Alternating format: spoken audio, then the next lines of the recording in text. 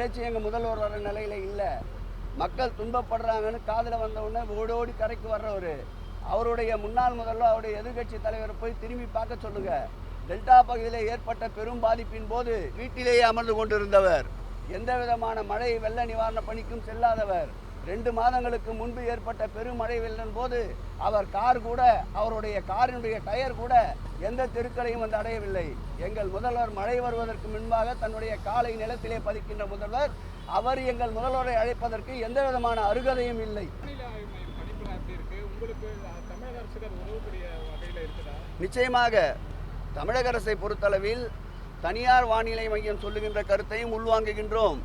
தமிழ்நாடு அரசினுடைய வானிலை கருத்தினையும் உள்வாங்குகின்றோம். தேசிய பேரிடர் குழு சொல்லுகின்ற கருத்துக்களையும் உள்வாங்குகின்றோம். எதையும் உதாசீனப்படுத்துவதில்லை. அதற்கேற்றாற்போல் எங்களை நாங்களே முன்னெச்சரிக்கை நடவடிக்கைக்கு தயார்படுத்தி கொண்டிருக்கின்றோம். முதல்வரும் அந்த வகையில் தான் பயணித்துக் கொண்டிருக்கின்றார்.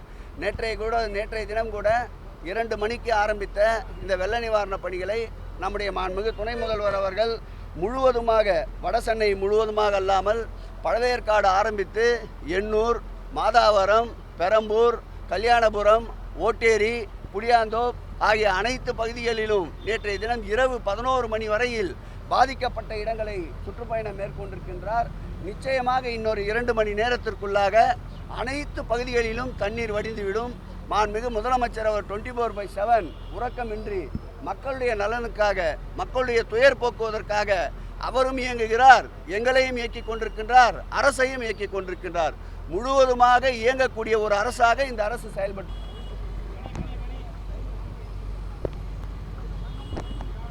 தமிழ்நாடு அரசு மேற்கொண்ட பல்வேறு முனைப்பான நடவடிக்கைகளால் தொடர்ந்து மாண்புமிகு தமிழக முதல்வர் அவர்களும், மாண்புமிகு தமிழகத்துடைய துணை முதலமைச்சர் அவர்களும் அனைத்து துறைகளையும் ஒருங்கிணைந்து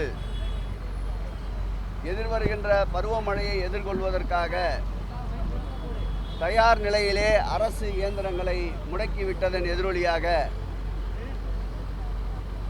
கடும் புயல் பெரும் மழையை எதிர்கொள்ள நேரிடும் என்ற ஒரு சூழல் இருந்தபோது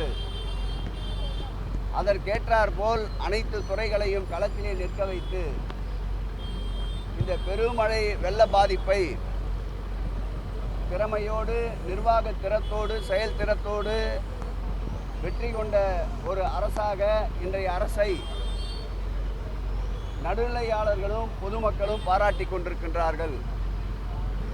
மாண்புமிகு தமிழக முதல்வர் அவர்கள் அமைச்சர் பெருமக்கள், நாடாளுமன்ற உறுப்பினர், சட்டப்பேரவை உறுப்பினர், மக்கள் பிரதிநிதிகள் ஆகியோரை மாத்திரமல்லாமல் திராவிட முன்னேற்ற கழக தோழமை கட்சியை சார்ந்த நிர்வாகிகளையும் களத்திற்கு அனுப்பி நிறைவாக இந்த பெருமழை வெள்ளத்தை சமாளித்திருக்கின்றோம்.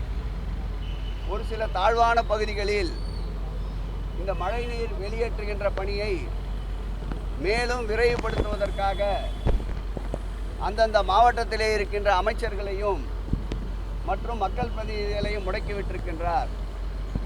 தற்போது நாம் நின்று கொண்டிருக்கின்ற இந்த தட்டாங்குளம் எனப்படுகின்ற இந்த பகுதியில் புரசைவாக்கம் தானா தெருவிலே இருந்து வருகின்ற மழை நீர் புரசைவாக்கம் தானா தெரு, செல்லப்ப தெரு, மூக்கு தெருவை கடந்து நம்முடைய அங்காளம்மன் கோயில் தெரு, பட்டாளம் போன்ற பகுதிகள் வாயிலாக தற்போது இங்கே பயன்பாட்டிலே இருக்கின்ற 325 HP கொண்ட திறன் கொண்ட மோட்டாரின் மூலமாக தண்ணீர் வெளியேற்றப்பட்டு நம்முடைய காந்தி கனால் வாயிலாக பக்கிங்ஹாம் கனாலுக்கு சென்று கொண்டிருக்கின்றது.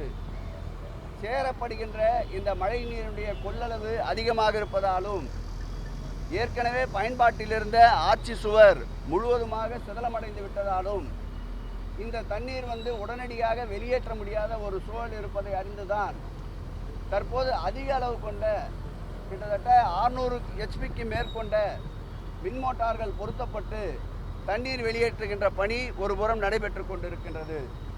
மறுபுறம் இதற்கு நிரந்தர தீர்வாக நம்முடைய மாண்புமிகு முதல்வர் அவர்கள் கடந்த 2 மாதங்களுக்கு முன்பு கூட பெய்த பெருமழையின் போது இங்கே வருகை தந்து ஆய்வு தந்தார்கள்.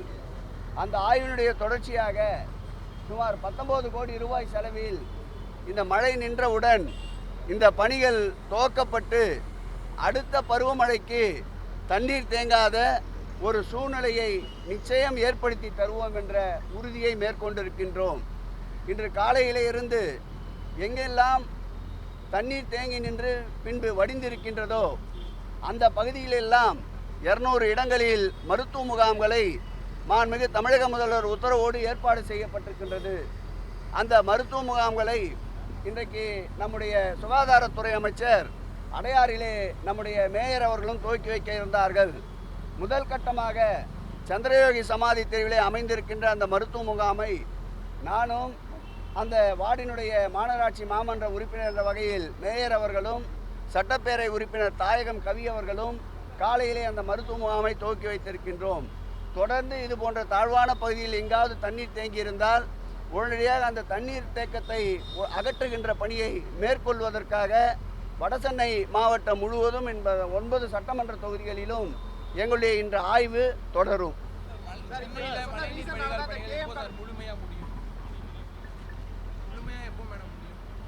சென்னை மாநகராட்சி பொறுத்த வரைக்கும் மழைநீர் வடிகால் பணிகள் என்பது கோர் சிட்டிக்குட்பட்ட ராயபுரம், விவேகா நகர், உள்ளூர் இந்த பகுதிகளெல்லாம் மழைநீர் வடிகால் பணிகள் நிறைவேறிருக்கு.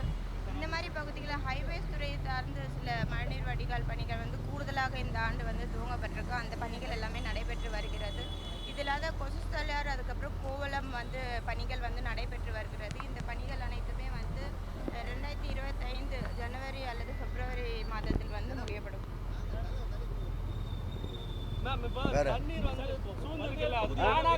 தண்ணீர் அகற்றப்பட்டு வெளியேறி இருக்கு. கடந்த காலங்களில் 100 அடி சாலையில எல்லாம் மழை பெஞ்சா ரொம்ப ஒரு 24 மணி நேரத்துக்கு மேலாக தண்ணீர் தேங்கும். ஆனா விரைவா அங்கிருந்து தண்ணீர் வெளியேறி மக்களும் நேற்றைக்கு மாண்புமிகு முதல்வர் அவர்கள் கள ஆய்விற்கு வருகை தந்தபோது மழை துளிகள் நிலத்தை அடைவதற்கு முன்பாக தன்னுடைய காலடி பாதங்களை நிலத்திலே பதித்தவர் மாண்புமிகு தமிழக முதல்வர் அவர்கள். நேற்றைய ஆய்வின் போது ஆங்காங்கே பயணித்து கொண்டிருந்த மக்கள் நேரடியாக முதல்வரை சந்தித்து இந்த முறை நான் வில்லிவாக்கத்திலே இருந்து பயணித்து வருகின்றேன், எங்கும் முக்கிய சாலைகளில் தண்ணீர் தேங்கவில்லை என்று எடுத்து கூறினார்கள். தற்போது கூட ஒரு சில தாழ்வான பகுதிகளில்தான் இது போன்ற நிலை. இதுவும் அடுத்த பருவமழைக்குள் முழுவதுமாக சரி செய்கின்ற ஒரு நல்ல சூழல் ஏற்படும். கடந்த காலங்களில் பார்த்தால் 13 சென்டிமீட்டர் அளவுக்கு மழை பெய்தால் கூட 2 நாட்கள் 3 நாட்கள் என்று தாழ்வான பகுதிகளில் தண்ணீர் வெளியேறாத நிலை இருந்தது. முக்கிய சாலைகள் அனைத்தும் துண்டிக்கப்பட்ட நிலை இருந்தது. தற்போது அந்த நிலை இல்லை. நாங்களும் பயணித்தோம், நீங்களும் பயணித்து தான் வந்திருக்கின்றீர்கள். முக்கிய சாலைகள் முழுவதுமாக பயன்பாட்டில் இருக்கின்றது. எங்கும் போக்குவரத்து தடை இல்லை. இது போன்ற தாழ்வான பகுதிகள் தான். இதையும் சவாலாக எடுத்துக்கொண்டு அடுத்த பருவமழைக்குள் இதை நிவர்த்தி செய்வோம் என்ற உத்தரவாதத்தை தருகின்றோம். குறிப்பிட்டு சொல்லக்கூடிய அளவிற்கு முகாம்களை பயன்படுத்துகின்ற நிலை ஏற்படவில்லை.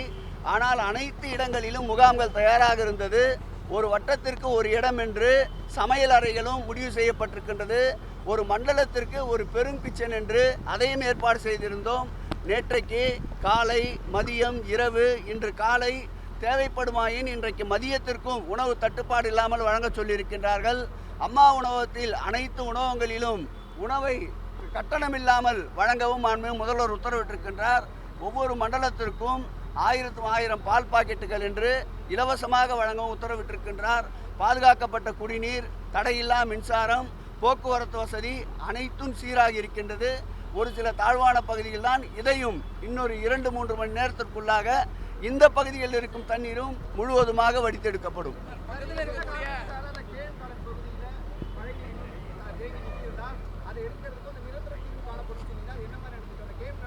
அதாவது நாம் புரசைவாக்கம் தானா தெருவில் ஆரம்பித்து தொடர்ச்சியாக மழைநீர் கால்வாய் அமைத்து அந்த மழைநீர் கால்வாய் என்பது நாம் இங்கே நிற்கின்ற பகுதியிலிருந்து ஒரு டிஸ்போசலாக அதை தந்து இதிலிருந்து காந்தி கனாலுக்கு கொண்டு சென்று காந்தி கனால் பக்கிங்ஹாம் கால்வாய்க்கு கொண்டு செல்கின்ற திட்டம் தீட்டப்பட்டிருக்கின்றது. டிபிஆரும் திட்ட வரைபடமும் தயார் நிலையில் இருக்கின்றது.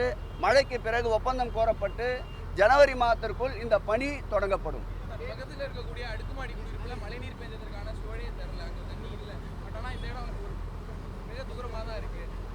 அதுதான் தம்பி, அந்த இடத்த பார்த்தீங்கன்னா ஒரு கப்பன் சாஸ்திரமாக இருக்கும். தாழ்வான பகுதி, நாம் நிற்கின்ற பகுதி மேடான பகுதி. ஆனால் அதை ஒரு காரணமாக சொல்லி நாங்கள் தப்பித்துக் கொள்ள விரும்பவில்லை. அதற்கும் நிரந்தர தீர்வு ஏற்படுத்த வேண்டும். தற்காலிக தீர்வாகத்தான் இப்பொழுது 325 HP கொண்ட மோட்டார் இங்கே வைக்கப்பட்டிருக்கின்றது. அதில் 100 HP கொண்ட மோட்டார்கள் முழுவதுமாக டீசல் பம்பில் இயங்குகின்றன. 2 50 HP கொண்ட மோட்டார்கள் மின்சாரத்தில் இயங்குகின்றன. இன்னொரு 25 HP கொண்ட மோட்டார் டீசலில் இயங்குகின்றது. இதையும் ஒரு தற்காலிக தீர்வாகத்தான் வைத்திருக்கின்றமே தவிர நிரந்தர தீர்வு அடுத்த பருவமழைக்குள் நிச்சயம் ஏற்படும் என்பதை தெரிவித்துக் கொள்கிறேன். மாண்புமிகு முதல்வர் கூட இந்த பகுதியின் மீது தனிப்பட்ட அக்கறையை செலுத்தியிருக்கின்றார். இந்த பகுதியில் கடந்த 2 மாதங்களுக்கு முன்பு பெய்த மழையின் போது கூட நேரடியாக வந்து ஆய்வு செய்து துப்புரவு பணியாளரோடு சேர்ந்து தேநீர் கடையிலே தேநீர் அறிந்ததையும் நீங்கள் நன்றாக அறிவீர்கள். ஆகவே எங்கெல்லாம் அவைய குரல் கேட்கிறதோ அங்கெல்லாம் ஆதரவு கரம் நீட்டுகின்ற முதல்வராக, மக்களின் துயர்த்திருக்கின்ற முதல்வராக அவரும் களத்தில் நிற்கின்றார். அவர் உத்தரவு பேரில் நாங்களும் களத்தில் நிற்கின்றோம். சென்னை பெருநகர மாநகராட்சியும் களத்தில் நிற்கின்றது. நிச்சயம் மக்களுக்கு துயர் ஏற்படாத வண்ணம் எங்களுடைய பணி அமையும்.